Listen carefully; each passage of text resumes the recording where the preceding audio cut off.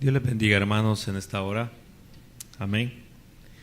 Vamos a abrir la palabra de Dios y continuar con nuestro estudio en este día.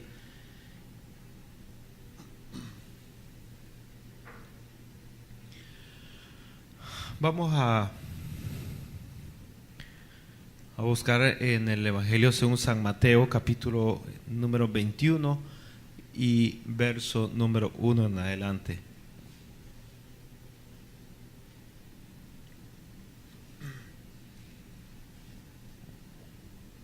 San Mateo capítulo 21 y verso número 1 en adelante. Vamos, hermanos, en esta hora a hablar acerca, si usted tiene ahí en su Biblia, aparece un título arriba de este capítulo que se refiere a la entrada del Señor a la ciudad de Jerusalén. Vamos entonces a leer capítulo 21, verso número 1 en adelante. Dice: cuando se acercaron a Jerusalén y vinieron a Betfagé, al monte de los olivos, Jesús envió 2 discípulos diciéndole: id a la aldea que está enfrente de vosotros, y luego hallaréis un asna atada y un pollino con ella. Desatadla y traérmelos. Y si alguien os dijere algo, decid: el Señor los necesita, y luego los enviará. Y todo esto aconteció para que se cumpliese lo dicho por el profeta, cuando dijo: decid a la hija de Sión: he aquí tu rey viene a ti, manso y sentado sobre un asna, sobre un pollino, hijo de animal de carga. Y los discípulos fueron e hicieron como Jesús les mandó, y trajeron el asna y el pollino, y pusieron sobre ellos sus mantos, y él se sentó encima. Y la multitud, que era muy numerosa, tendía sus mantos en el camino, y otros cortaban ramas de los árboles y las tendían en el camino.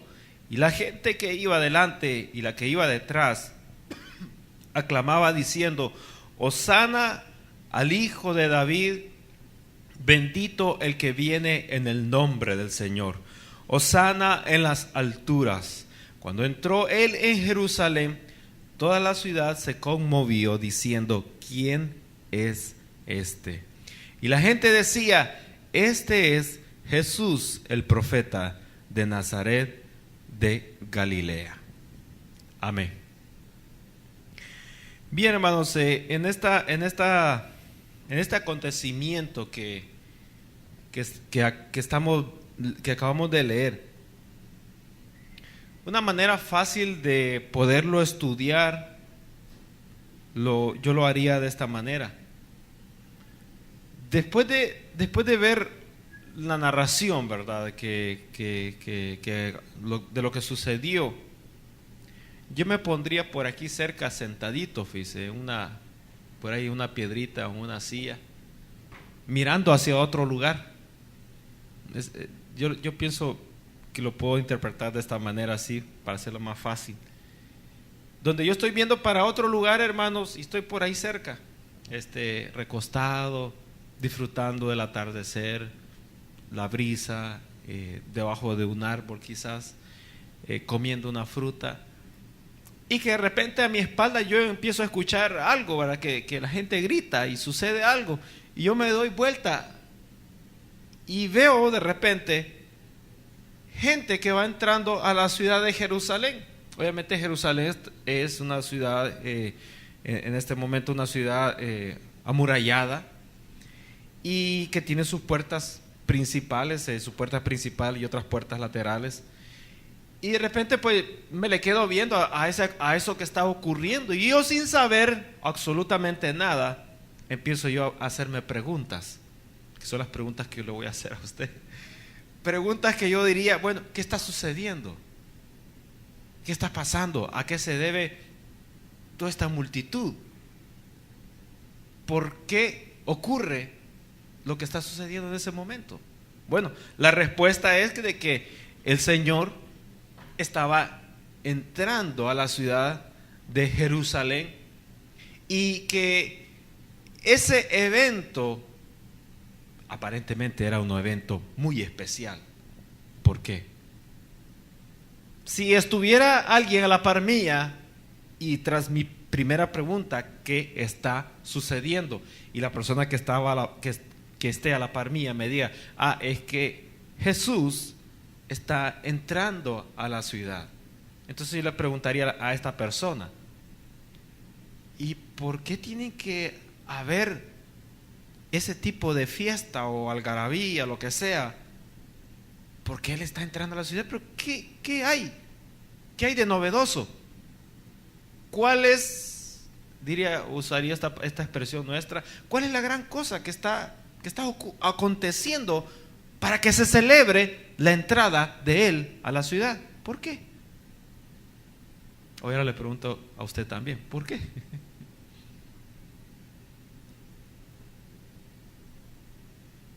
¿Qué hay de novedoso? ¿Por qué acontece esta narración del capítulo 21 cuando el Señor entra a la ciudad de Jerusalén?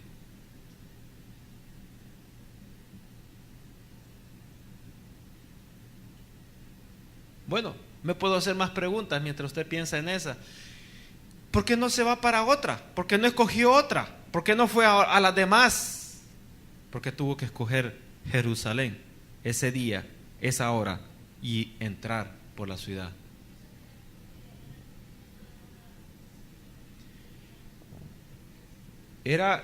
Habían dos razones principales.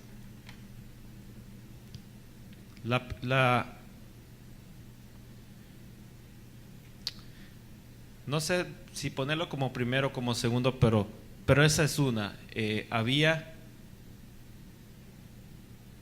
Tenía que ocurrir un cumplimiento de no es solamente de las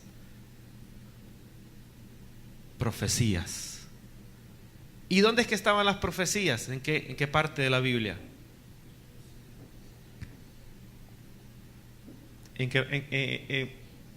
Sí, lo voy a poner así. Estaban en el Antiguo Testamento. Ahí estaban todas, habían muchas. Por lo menos, si usted tiene una Biblia de estudio a su mano, por lo menos lo que es Isaías y Zacarías aparecen ahí inmediatamente. Entonces, esta era una, y la otra.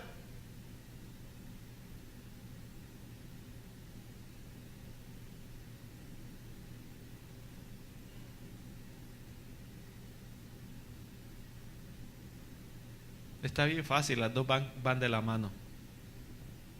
Una porque era el cumplimiento, y la otra porque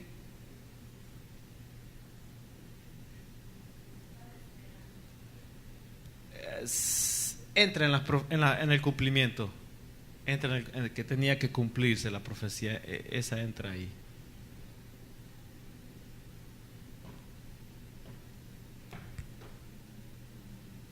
¿Sí? La otra era, hermano, porque era el cumplimiento, y la otra porque Él es el Mesías.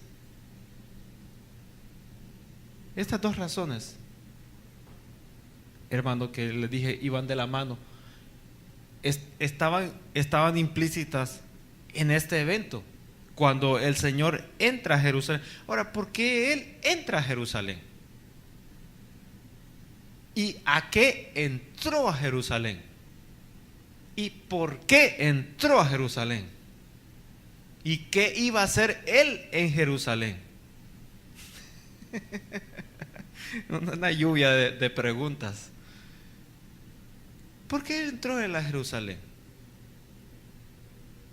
Y antes de continuar con esta pregunta, ¿por qué Él entró a Jerusalén? ¿Por qué, hermano, se le hizo este tipo de fiesta cuando Él entraba a Jerusalén? ¿Por qué se celebró?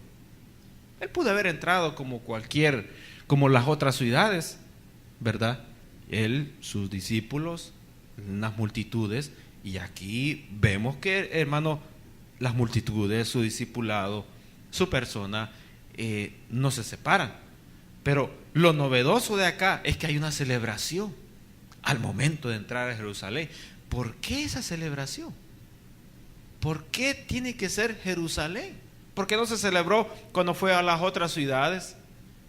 ¿Por qué se celebra cuando entra a Jerusalén? ¿Cuál de las dos quieren contestar?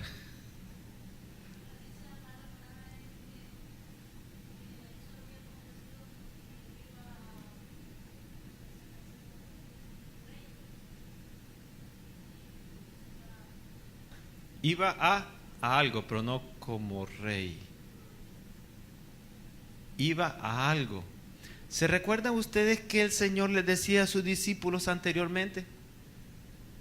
Él repitió eso muchas veces que les dijo a sus discípulos. Al principio ellos no les agarraba, pero después le fueron entendiendo y él lo repetía, varias veces lo repite, les dice a sus discípulos.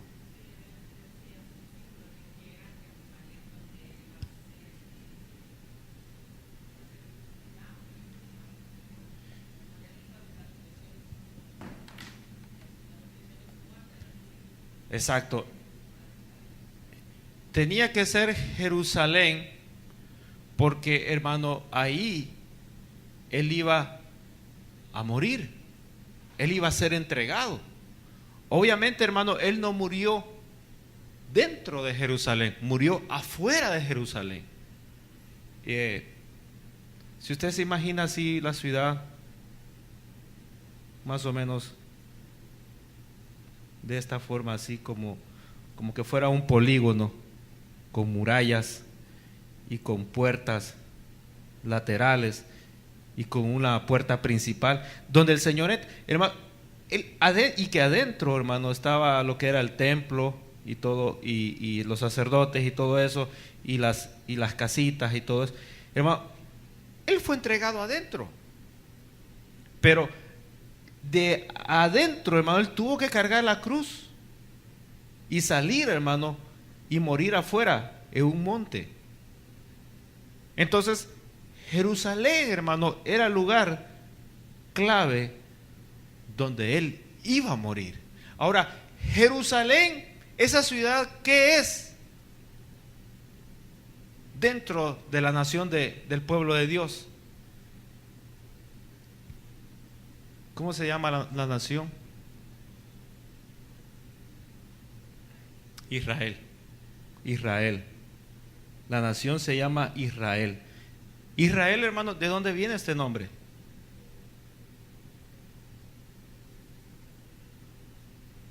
¿De dónde viene este nombre Israel?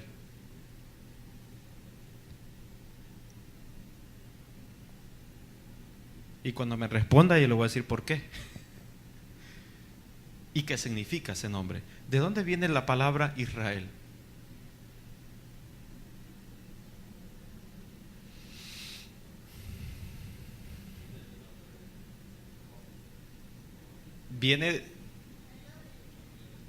Dios le cambió el nombre a Jacob y le puso Israel. ¿Y por qué le puso Israel? ¿En qué momento fue que le puso Israel? ¿Estaban cenando, almorzando? ¿En qué momento fue? Cuando...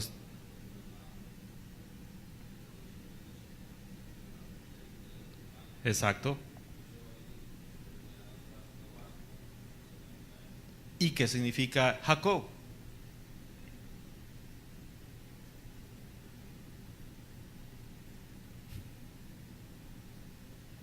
¿Qué significa el nombre Jacob?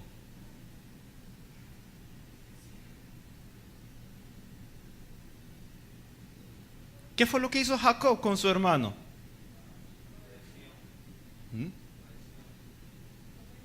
No. Una palabrita anda cerca. Cuando nació, ¿cómo se llama ¿cómo se llama el hermano de Jacob? Esaú. Cuando nacieron los dos,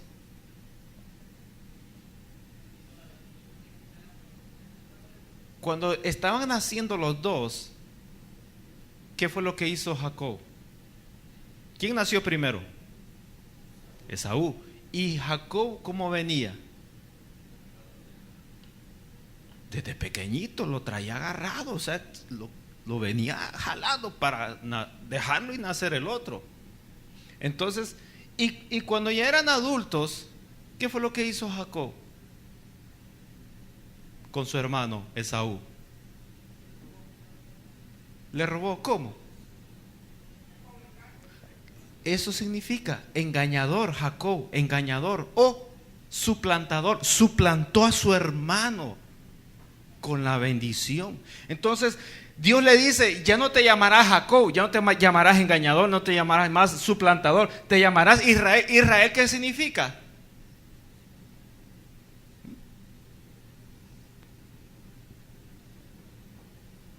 Es una frase un poco larga.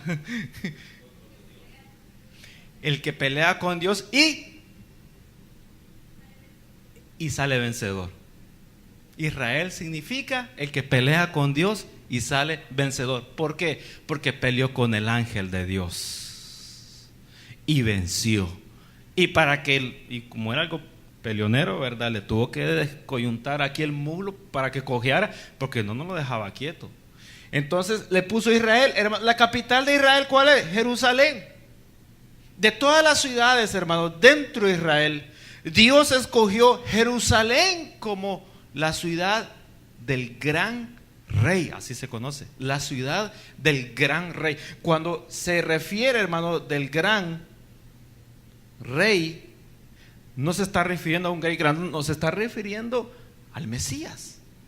Entonces, hermano, Jerusalén era la ciudad en toda la nación de Israel que había sido la escogida por Dios, y por tanto todo tenía que acontecer ¿a dónde? Dentro de la ciudad de Jerusalén. Por esa razón, hermano, que cuando yo estaba ahí sentado comiendo una fruta debajo de un árbol y volteé a ver y miré para atrás, hermano, aquella multitud, y me hice las preguntas: ¿y por qué está sucediendo eso? Bueno, porque, hermano, el Mesías está dando el cumplimiento de las profecías en el Antiguo Testamento, ingresando a la ciudad. ¿Por qué? Porque tenía un propósito. Él tenía que morir por nosotros en la cruz del Calvario.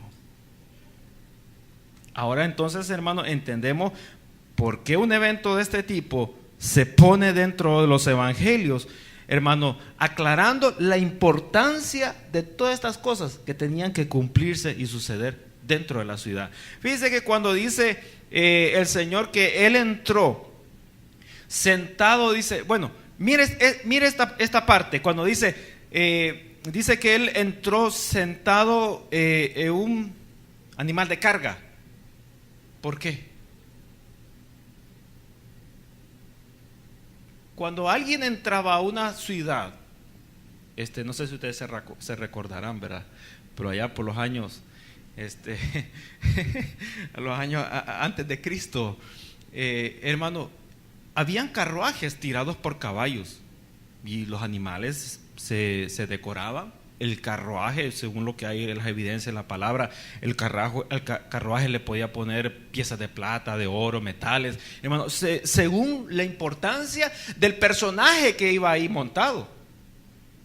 Se recuerdan como, por ejemplo, cuando el faraón puso en un carruaje, me recuerdo a José, lo mismo con Mardoqueo, hermano, reyes que hicieron misericordia y que los pusieron en posiciones altas, lo llevaban alrededor de toda la ciudad, hermano, pregonando y mostrándolo la posición de ese personaje. Entonces, hermano, el Señor tenía que entrar en un carruaje, hermano, que tuviera importancia por lo que Él era, pero no hubo nada de eso.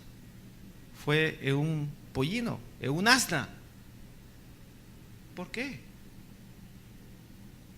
¿Por qué entró de esa manera? Claro, la profecía lo decía así, pero ¿por qué en ese animal?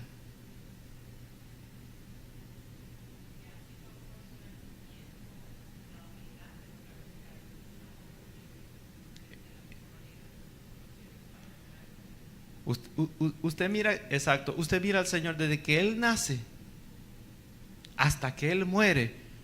Hay cualidades de humildad en Él que nunca se interrumpen, nunca se cortan.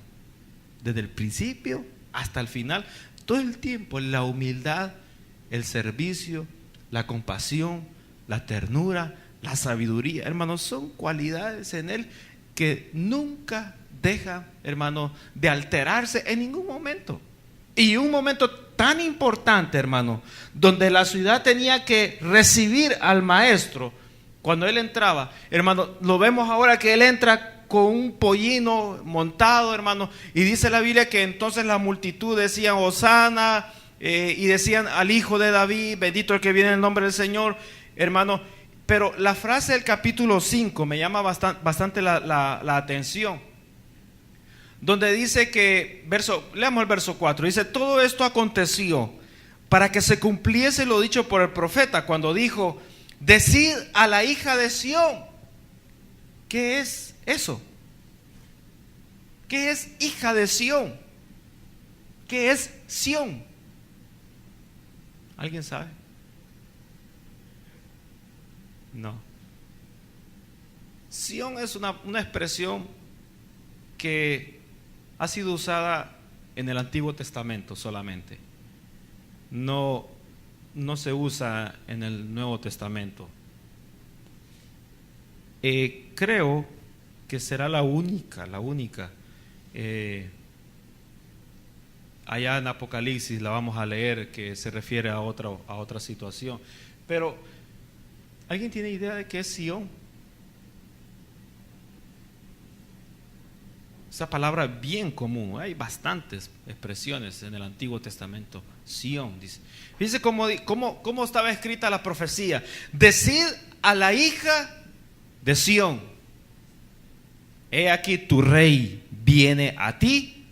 Claro, él iba entrando manso. Hermanos, la palabra manso está con mayúscula. ¿Por qué? ¿Error gramatical? ¿Por qué? Sí. La palabra mayúscula, hermanos, las palabras siempre que están referidas al maestro y van con mayúscula, está haciendo énfasis directamente a él. Cuando se dice todopoderoso, no se pone con T minúscula. No se le va a ocurrir hacer eso nunca, hermano. Póngalo con mayúscula: todopoderoso. Y ahí, cuando ponga el creador, no voy a poner papel, hermano, creador con C pequeñita, porque eso es, hermano, para tirarse del segundo piso. Mayúscula, creador, se refiere al Señor. Y cuando, hermano, dice decide a la hija de Sión, ¿qué está diciendo? ¿Jerusalén qué? ¿Cómo? Fíjese que es algo confuso, así, aparentemente algo confuso. Según lo que estamos leyendo acá, cuando dice hija de Sión, la hija es Jerusalén, pero Sión, ¿quién es? Fíjese que no, fíjese que dentro de la ciudad de Jerusalén había un lugar, y que aparentemente era un monte. Era, hermano, el monte Sión. Ahora, voy a hacer una pregunta, dejémoslo ahí para entender un poquito lo que voy a hablar. ¿Qué importancia tienen los montes en la Biblia?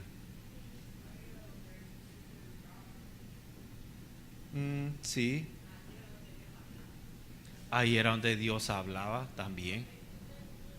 Y aparte de esas dos cosas, ¿qué otras cosas? Si yo lo pusiera a usted, hermano, en el campo, y Y en el campo, pues, ¿qué encontramos? Encontramos de todo, ¿verdad? Ríos, árboles. Pero encontrarse un monte en el campo para usted, ¿qué importancia puede tener? ¿Cómo? Sí, un monte, ¿qué importancia puede tener para usted? Por ejemplo, si usted está en una guerra y usted ve un monte, ¿qué importancia puede tener para usted en una guerra un monte? Pues usted se va a la punta del monte y desde arriba tiene toda la vista en sus manos. Esa era una estrategia militar. Irse, hermano, a los montes y en la punta del monte esperar al enemigo abajo. Es una estrategia militar en el Antiguo Testamento. Entonces, y aparte de eso, hermano, Dios hablaba siempre de los montes. Y aparte de eso, los montes, hermano, eran lo que diría yo en nuestro tiempo, eran las esquinas de las calles. Que, hermano, usted se paraba en la esquina, usted se para en una esquina y usted busca dirección, busca un rumbo. La calle esta es la otra calle, norte, sur, este. Y los montes lo ubicaban a usted donde se encontraba. En el sentido por ejemplo, usted se recuerda de Abraham y su sobrino Lot. Cuando ellos se separaron, ¿qué hicieron? ¿Qué hicieron? Subieron a un monte y estando en el monte vieron todo el panorama y le dijeron: tú te agarras para acá, yo cojo para acá. Si tú te vas para acá, pues entonces yo me voy al lado opuesto siempre.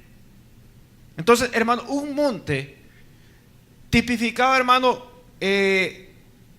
ventajas para usted estando en ese lugar. Y esas ventajas, hermano, implicaba también de que Dios usaba los montes para hablar en ese lugar. Por ejemplo, hermano, Moisés, eso fue bien común, que Moisés, hermano, Dios siempre le hablaba en un monte. La ley de Moisés, los 10 mandamientos, ¿dónde se dieron? En la punta de un monte. ¿Cómo se llamaba ese monte? ¿Sí o no? Tiene 2 nombres. Uno es Cristo es la peña de Oreo, es el monte Oreo, o el monte Oreo. Y el otro nombre tiene 2 nombres. ¿Cuál es el otro? ¿Cuál era? Sí, el Sinaí. Monte Oreo, monte Sinaí, monte de Dios, dice la Biblia. Entonces, Dios usando los montes. Ahora, no se extraña, hermano, que los antepasados, las personas que adoraban el sol y la luna, ¿qué usaban ellos? Los egipcios, ¿qué usaban? Nuestros antepasados, hermano, las pirámides. Usaban, hermano, ¿usaban qué? Las alturas, ¿para qué? Eran lugares que le daban muchas ventajas. Aparte de eso, lo ponía cerca de alguien al cual usted le daba sacrificios. En la punta de un monte siempre habían sacrificios. Israel, hermano, cuando se apartó de Dios después de la generación de Josué, hermano, ellos usaban los lugares altos, los montes, y ahí tenían sus dioses de acera. Aquel himno que cantamos a aquel que le cortó los brazos y lo hizo vanidad, ¿cuál era? Habían otros dioses, Astarot, el dios del dinero, Mamón, hermano, todos esos dioses estaban ahí en lugares altos. Entonces, hermano, Dios había escogido, fíjese, un monte que se llamaba el Monte Sión. Y, hermano, eso era como un acto simbólico que Dios moraba, pero, hermano, en la imagen, hermano, que había en la mente de las personas, era de que Dios estaba siempre presente ahí. El monte no se movía, el monte estaba ahí. Y al decir, hermano, que Dios estaba ahí, ¿qué estaba diciendo? Que Dios, la presencia de Él, estaba garantizada adentro de la ciudad. Entonces dice la Biblia, decirle a la hija de quién, a la hija de Sión, tu rey viene. Está hablando del monte Sión y su hija Jerusalén. Ahora, ¿de dónde saqué yo eso? Veamos, hermano, este texto.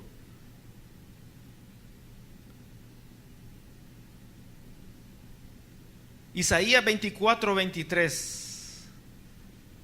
Isaías 24:23.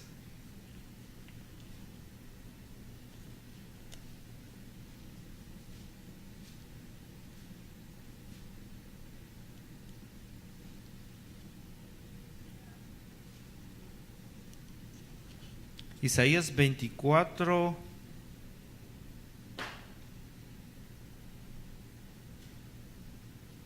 Vea lo que dice aquí: la luna se avergonzará y el sol se confundirá cuando Jehová de los ejércitos reine en el monte de Sión y en...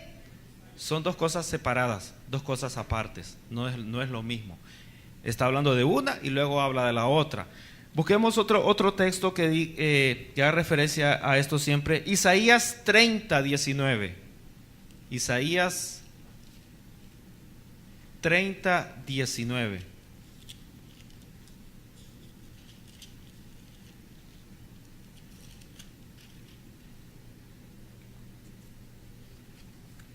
Dice: ciertamente el pueblo morará en Sión. Y luego, ¿qué dice? En Jerusalén. Eso es como que digamos, la iglesia está en Folsom, en Pensilvania. Una cosa inmersa en la otra. Dice 19: ciertamente el pueblo morará en Sión, en Jerusalén. Y de ahí vienen otras cosas más. Si leamos otro versículo más.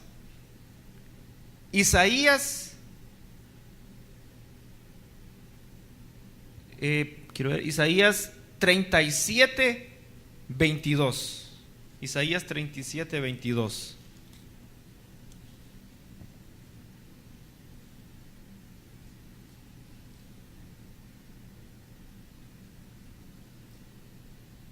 Dice: estas son las palabras que Jehová habló contra él. La virgen, hija de Sión, te menosprecia, te escarnece, detrás de ti mueve su cabeza la hija de Jerusalén. ¿Quién es la hija y quién es su madre? Bueno, si una es hija, la otra tiene que ser su madre. ¿Quién es la hija acá y quién es la mamá? Jerusalén la hija y Sión su madre. Veamos otro más. Joel capítulo 2.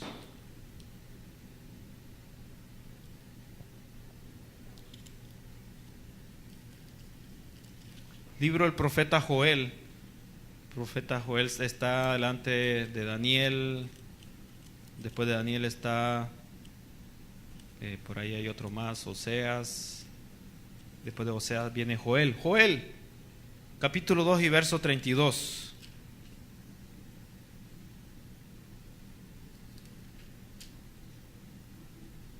Dice: y todo aquel que invocar el nombre de Jehová será salvo, porque en el monte de Sión y en Jerusalén, dos cosas separadas, en el monte de Sión y en el monte de Jerusalén habrá salvación, como ha dicho Jehová, y entre el remanente al cual él habrá llamado.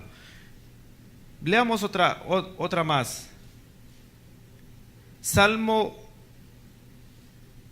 número 74. El libro de los Salmos, hermanos, es el libro más rico en esta expresión de la palabra de Sión. Salmo 74, verso 2. Salmo 74, verso 2. Dice: acuérdate de tu congregación, la que adquiriste desde tiempos antiguos, la que redimiste para hacerla la tribu de tu herencia. Este monte de Sión, habla de un monte, este monte de Sión donde has habitado. ¿Quién?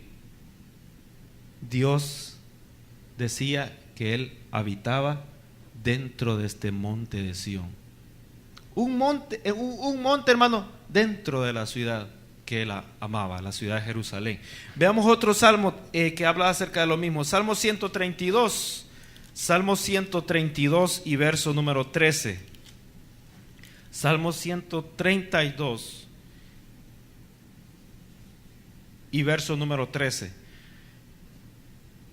Este es el versículo más relevante acerca de esto, que dice, verso 13: porque Jehová ha elegido a Sión, la quiso por habitación para sí. ¿Qué quiere decir ese versículo? Que la tomó por habitación. ¿Para qué nos sirven a nosotros las habitaciones? Es nuestra cuevita, ¿verdad? Es nuestro rincón, donde tenemos nuestra vida. Y Dios decía, esta es mi habitación. Podrán haber otros lugares en todo el mundo afuera de Jerusalén, pero este es el lugar donde yo voy a morar, en Sión. Hay otro más que quisiera leer. Busquemos Apocalipsis.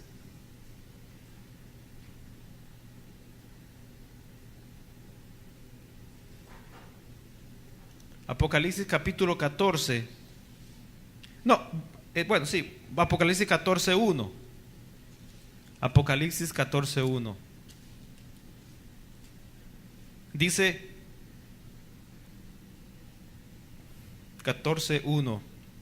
Después miré y he aquí el Cordero estaba ¿en dónde? De pie. ¿En dónde? En el monte de Sión. ¿Y dónde está ese monte de Sión? En Jerusalén. El último, Hebreos capítulo 12 y verso 22. Hebreos 12.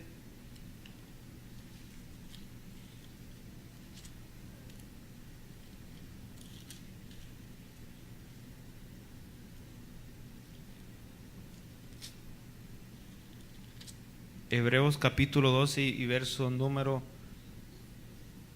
22 dice, leamos e incluso vamos a leer el párrafo completo porque habla siempre de los montes y tener un poquito de la idea de lo que hemos estado hablando. Verso 18, leamos a partir del verso 18. Dice, porque no os habéis acercado ¿hacia dónde? Al monte que se podía palpar y que ardía en fuego, a la oscuridad, a las tinieblas y a la tempestad, al sonido de la trompeta y a la voz que hablaba, la cual los que la oyeron rogaron que no se les hablase más, porque no podían soportar lo que se ordenaba, ni aun una bestia tocare el monte será apedreada o pasada por dardo. ¿De qué está hablando ahí, hermanos?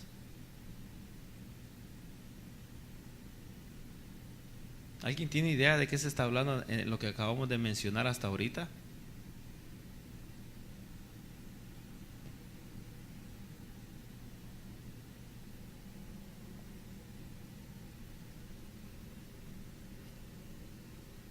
¿Alguien tiene idea de qué se está hablando hasta ahí? Nadie me hace caso. ¿Perdón? No.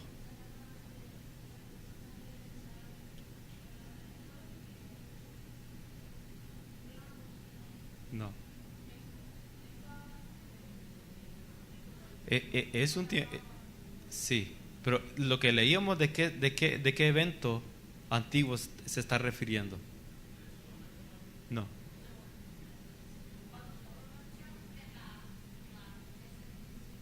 No. ¿Cómo? Se está refiriendo cuando Dios le estaba dando las tablas a Moisés. Y era prohibido, fíjese, Moisés subió, pero los ancianos y el resto del pueblo tenían que estar a cierta distancia del monte, de la falda del monte. Entonces, si un animal llegaba y tocaba el monte, hermano, inmediatamente salía fuego y lo consumía. O incluso quien fuera, tenía que ser muerto esa persona inmediatamente por tocar el monte. Ahora, el monte temblaba, ¿verdad? Y también echaba humo. Y en la parte de arriba estaba Moisés metido en una nube. Cuando estudiemos eso vamos a entrar en detalle. Y hermano, y en esa nube había una voz fuerte. Habían truenos, habían ruido de muchas aguas, habían tempestades, había sonido de todo tipo, de trompeta, de tamboril. Hermano, era algo. ¿Cómo usted se puede, hermano, puede unir? Imagínese, si pusiéramos un tamboril, dándole al tambor, y luego unos rayos, y luego, hermano, una voz, y luego un ruido de las aguas, de agua, luego de tempestad, de viento, y mezclar todo eso y producir un solo sonido, ¿cómo se escucharía? Hermano, exactamente ese fue el sonido que estaba sucediendo dentro del monte. Entonces dice la Biblia, hermano, que ahora que nosotros para tener esa comunión que Moisés tuvo con Dios, no hemos ido a buscar un monte físico para subir a la punta del monte, lo que está diciendo él. Luego verso 19, vea lo que dice. Dice: al sonido de la trompeta y a la voz que hablaba, la cual los que la oyeron rogaron, dice, que no se les hablase más. Es decir, los que estaban abajo, porque no podían soportar lo que se les ordenaba. Ni aún una bestia tocar el monte será apedreada o pasada por dardo. Dice, verso 21, y tan terrible era lo que se veía, que Moisés dijo: estoy espantado y estoy temblando de miedo. Al solito le tocó vivir esa experiencia. Y luego verso 22 dice: sino que os habéis acercado ¿a dónde? Y vuelve a mencionar otra vez al monte de Sión. Ahora, nosotros nos hemos ido al monte de Sión, hermanos, para que se cumpla el versículo número 22. ¿Hemos tenido que viajar todos a Jerusalén? No. Ahora es un sentido figurado, es un sentido espiritual. Porque no hemos viajado nosotros para decir: hoy estoy sintiendo la presencia de Dios en este monte. No, que nada, ni por cerca. Tal vez vamos a ver si lo podemos ver ahí por el internet. Y dice, verso 22, dice: nos habéis acercado al monte de Sión, la ciudad del Dios vivo, Jerusalén. ¿Cuál? La celestial. No está hablando de la terrenal, de la celestial, dice. A la compañía, ¿con quiénes? De muchos ángeles. ¿Y qué son los ángeles para nosotros? ¿Qué son ellos para nosotros? Primos, sobrinos, medios hermanos. ¿Qué son ellos para nosotros? Son protectores, son guardianes. Dios ha puesto ángeles a nuestra disposición para el servicio de Dios. No, para el servicio de nosotros. Nosotros podemos, hermano, reclamar, podemos solicitar a Dios ayuda a través de los ángeles, a través de la protección, a través, hermano, de cualquier forma. Se recuerda cuando Juan escribió el libro del Apocalipsis. ¿Quién estuvo con él?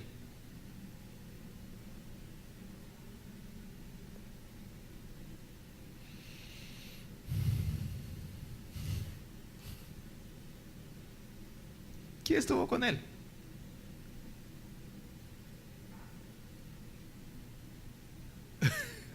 Estuvieron ángeles con él. Y cuando Daniel escribió su libro, ¿quién estuvo con él? Ángeles también. Hermano, ¿qué son los ángeles? Son, dice la Biblia, y usa esta expresión, administradores de la gracia de Dios al servicio nuestro. Entonces, dice verso 22, terminemos. A la Jerusalén, la celestial, a la compañía de muchos, de muchos millares de ángeles, a la congregación de los primogénitos. ¿Quiénes son los primogénitos? Los que nacieron primero. ¿Quiénes son los que nacieron primero?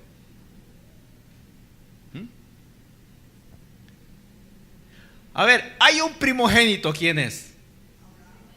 No, ¿cómo? Sí, el primer hijo. Hay un, lo voy a escribir, ¿para qué? A ver, vamos a ver. Miren, un primogénito con P mayúscula, ¿quién es? Jesús es el primogénito. ¿Por qué? Fue declarado Hijo de Dios. No hay un segundo, no hay un tercera. Que aparezca por ahí uno diciendo que es el segundo y que Jesús. No, ese tiene 40,000 demonios encima. Hay un primogénito, el Hijo. Es primogénito y nació primero. Pues entonces yo me pongo de segundo. Papito, hacete un lado. Solamente hay uno y se acabó. No hay más oportunidad para el segundo. Primogénito y unigénito. El primero dice, ¿y qué? Y el último abre y se cierra detrás de él. No hay más oportunidades para otro más. Entonces, hermano, cuando el primogénito dice que él cuando resucitó, lo vamos a ver, hermano, por ahí más adelante, ya nos estamos acercando. Cuando él resucitó, le pregunto, ¿había resucitado otro personaje?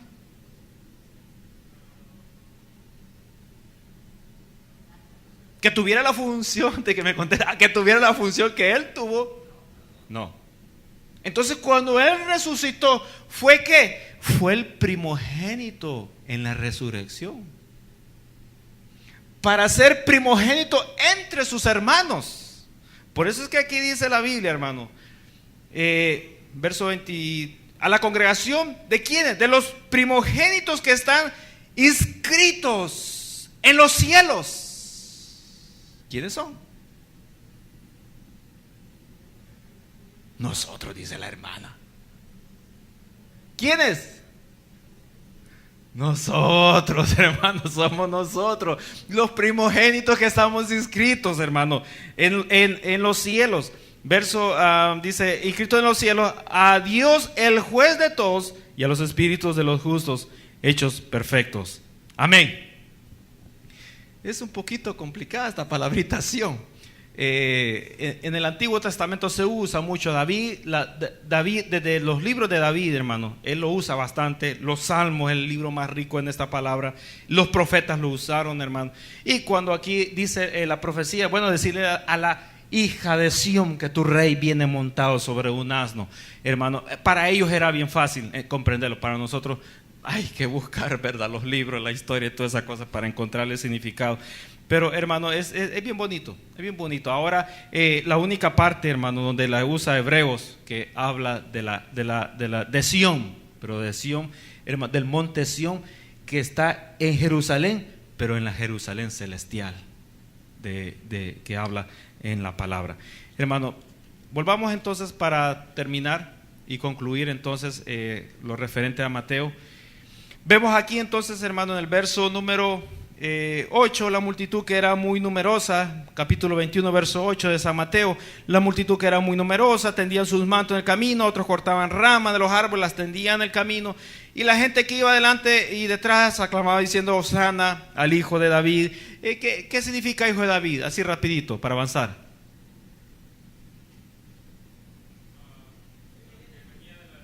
Venía de la descendencia. ¿Y esa descendencia qué eran ellos?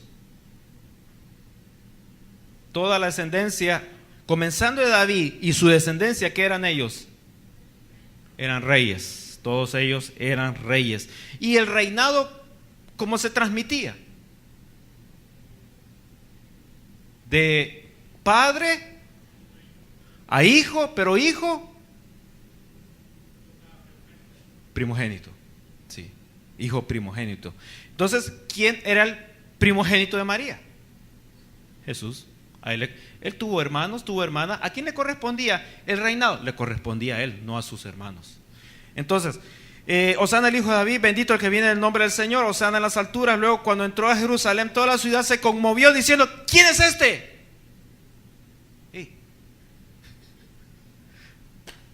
Tenemos otra media hora más para hablar. ¿Quién es este? Y es rápido voltea. ¿Quién es este? ¿Pero por qué? Esa pregunta.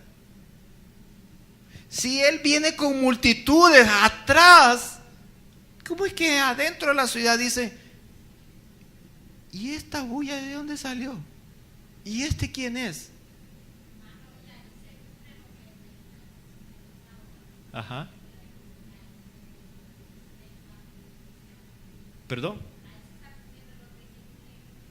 Sí. Ahí está. Sí, lo vamos a ver. Ahí está. Ujú. El Señor mismo dijo, más adelante dice Jerusalén, Jerusalén que mata a las aves. ¿Qué dieras tú que en este día tú reconocieras quién es el que te está visitando? Y Jerusalén no lo reconoció. Las otras aldeas donde el Señor había nacido, Belén afuera, y el Señor estaba ministrando afuera, pero cuando llegaba ya el tiempo de morir, hermano, Él hizo su presentación. Pero cuando Él hace su presentación en la ciudad principal, hermano, resulta que la gente de adentro le pregunta, disculpe, ¿trae su ID en la mano? Queremos ver de dónde viene, quién es usted, a qué viene. Qué triste, ¿no? Y aquí estaba el templo. Aquí estaban los sacerdotes, aquí estaba todo el mundo, los cerebros, religiosos, políticos, todos estaban adentro. Y todos preguntaron, ¿quién es este? Qué triste, ¿no? Un comentario, hermano, y nos vamos. Luego, diga.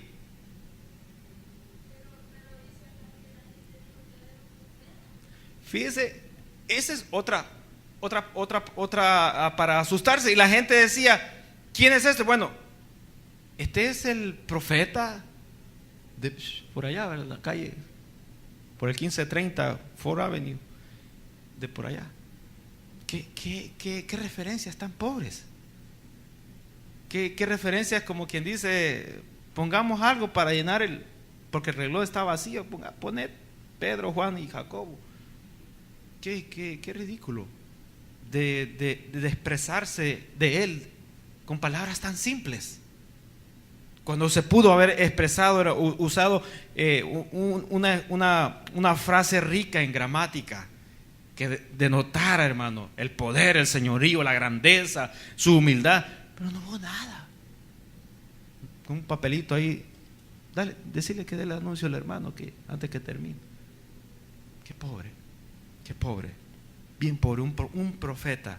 Bueno, de profeta no lo podían negar, porque, hermano, había sanado, había hecho muchos milagros y de alguna forma le atribuían esas cosas a los profetas. Bueno, ahí estaba, eso no se lo quitaba. Pero qué triste, ¿no? Ahora, cuando Él entre, vamos a ver, hermano, todos los problemas que hubieron adentro. Y, hermano, hasta ahí nomás llegamos.